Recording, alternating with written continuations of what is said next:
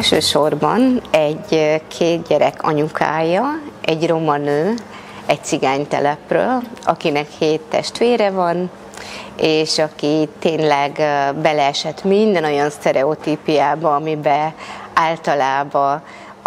általában a roma nőket jellemzik.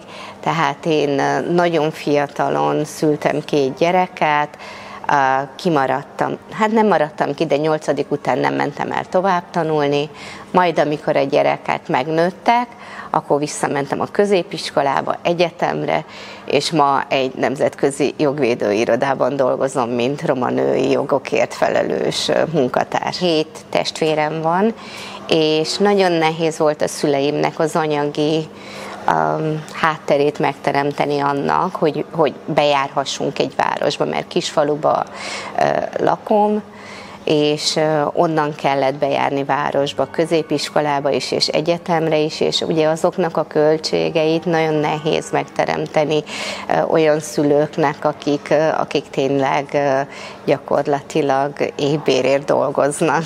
Tehát nekem az, hogy visszamentem az iskolába, az egy nagyon fontos döntés volt, és azt hiszem, hogy ez volt a leghelyesebb döntésem, hiszen már gyerekkoromban is megfogalmazódott az, hogy anélkül, hogy az ember megfelelő iskolai végzettséggel rendelkezne, nem fog sikerülni olyan munkahelyet találni, olyan állást betölteni, amiből aztán tisztességesen meg lehet élni.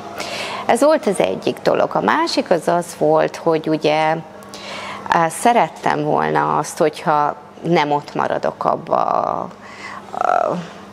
környezetbe, ahová beleszülettem. És szerettem volna azt, hogyha a gyerekeim jövője megváltozik, és nem járják végig azokat a nehézségeket, amiket én magam végigjártam. Azt hiszem, hogy amikor megtörtént, hogy gyereket vállaltam, akkor egy pillanatig úgy éreztem, hogy az egész életem összeomlott. Egy kicsit olyan volt, mintha ott ragadnék, és nem akartam, mert tényleg imádtam azt a helyet, ahová születtem, mert hogy tényleg olyan összetartás volt abban a közösségben, viszont iszonyatosan mély szegénység, és olyan kilátástalanság volt ott, tehát tényleg az emberek úgy dolgoztak, mint rabszolgák azért, hogy a mindennapi kenyerüket meg tudják teremteni. Például édesanyám és édesapám egy gyárba dolgozott, de édesanyám például házaknál dolgozott azért, hogy nekünk egy pár cipőt megszerezzen, vagy egy ruhát, ami ahhoz kellett, hogy például el tudjunk menni iskolába. Egészen addig, amíg ezek az előítéletek élnek, már pedig Magyarországon nagyon mélyen és erősen élnek, addig szükség van egy olyan emberre, akinek döntéshozatali pozíció, aki döntéshozatali pozícióban van. Tehát az én esetemben nagyon fontos volt, az nem túl szép, ha így mondom, hogy legyen egy fehér ember, akinek van beleszólása, és aki engem segít abba, hogy én elinduljak ezen az úton. És nekem gyakorlatilag több ilyen ember volt az életemben, akik azt mondták, hogy szeretnél? Akkor ezt és ezt kell tenni. Mert ugye nagyon nehéz egy kicsi faluból, egy cigánytelepről úgy elindulni, hogy előttem azért édesapám elvégezte azokat az iskolákat, amiket az ő idejében lehetett, de édesanyám például írástudatlan.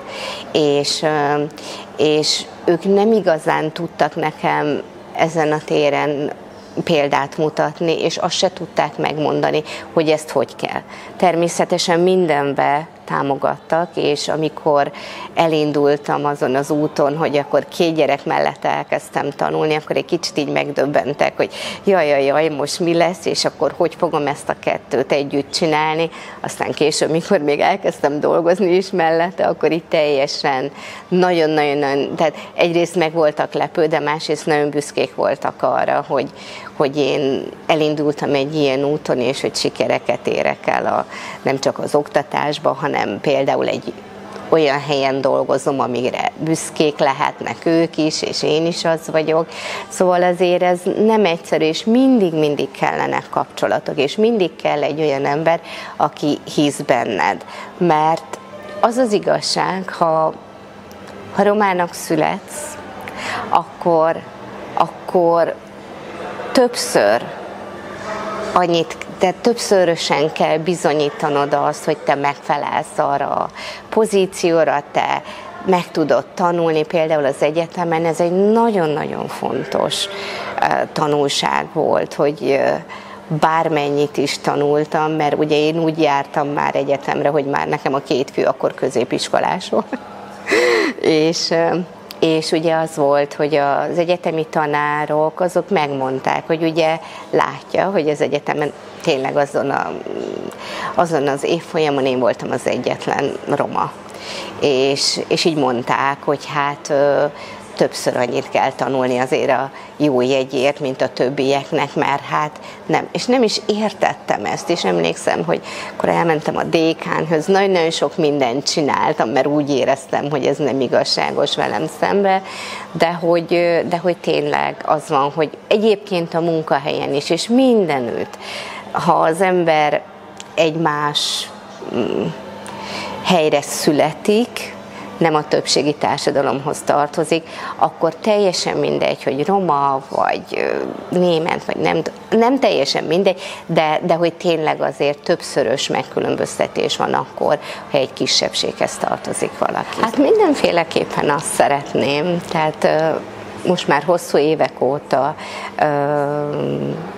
azzal a kisebbséggel dolgozom, ahonnan én jöttem, és azt látom, hogy nagyon el vagyunk maradva mindenkitől, ha csak azt vesszük, hogy hány roma fiatalnak sikerül középiskolai végzettséget, egyetemi végzettséget szerezni. És most már azért többen vagyunk, ennek nagyon-nagyon örülök, és nagyon sok hozzám hasonló erős roma nő van, aki pozíciót tölt be már Magyarországon is.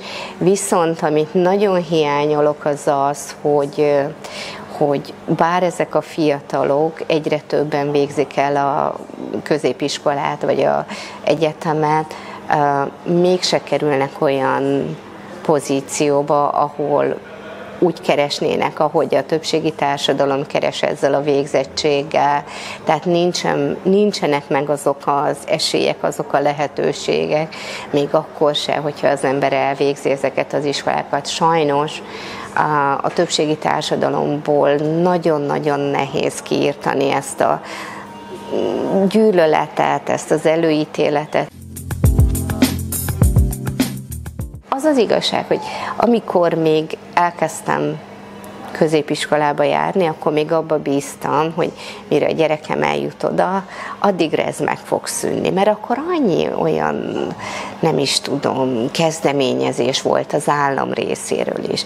Én azt gondolom, hogy egészen addig, amíg a politikusok nem akarnak ezen változtatni, vagy azok az emberek, akiknek lehetőségük és hatalmuk van ezen változtatni, de gyakorlatilag minden embernek az agyába kell ezt megváltoztatni ahhoz, hogy megszűnjön ez az egész, és ne legyen az, hogy valakit azért ítélünk el, vagy azért nem engedjük azt, hogy olyan lehetőségekhez jusson hozzá, ami gyakorlatilag emberi mi voltjából adottak, amíg ezt ők nem tudatosan változtatják meg. Azt gondoltam még annak idején, amikor nagyon fiatal voltam, hogy az oktatás az a kulcs, amivel dolgokat meg lehet változtatni.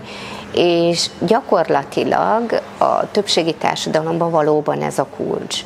Viszont mivel mindenütt találkozunk ezekkel az előítéletekkel, meg ezekkel a kirekesztésekkel, ezért még akkor is, ha megszerezzük ezeket a tudásokat, nem kerülünk be azokba a pozíciókba, ahol a tervezés, ahol a lebonyolítás és ahol a döntéshozatal van.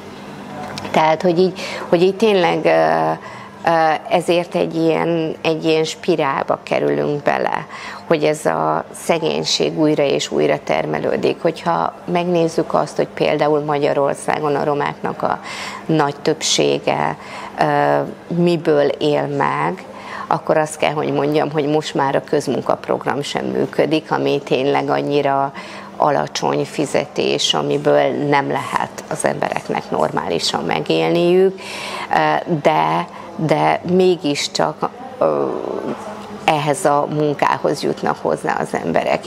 És tényleg rengeteg olyan ismerősöm, barátom, családtagom van, aki elvégezte az egyetemet, és mégsem dolgozik nem dolgozhat azon a területen, mert nem veszik fel, mert ha felveszik, akkor ez nagyon nehéz, és nem tudom, hogy mennyi időnek kell eltelnie ahhoz, hogy ez megváltozzon, vagy minek kell történnie, hogy ez megváltozzon. Tehát én azt üzenném minden olyan roma nőnek, vagy olyan nőnek, vagy embernek, aki ezekkel a problémákkal küzd, hogy sose adja fel. Nagyon fontos az, hogy küzdjön azokért a célokért, amiket ő szeretne elérni, és keresse meg azokat a kulcsembereket, akik ebben neki segíteni tudnak. Mert tényleg azt kell, hogy mondjam, hogy borzasztó a társadalom, de mégiscsak vannak olyan emberek, akik kezet nyújtanak, és egyelőre szükségünk van erre a kéznyújtásra, mert pont azért, amit az elején mondtam, hogy egyszerűen nincsenek a roma társadalomból minden szinten emberek, akik segíteni tudnák azokat a fiatalokat, akik mondjuk ilyen problémákkal küzdenek.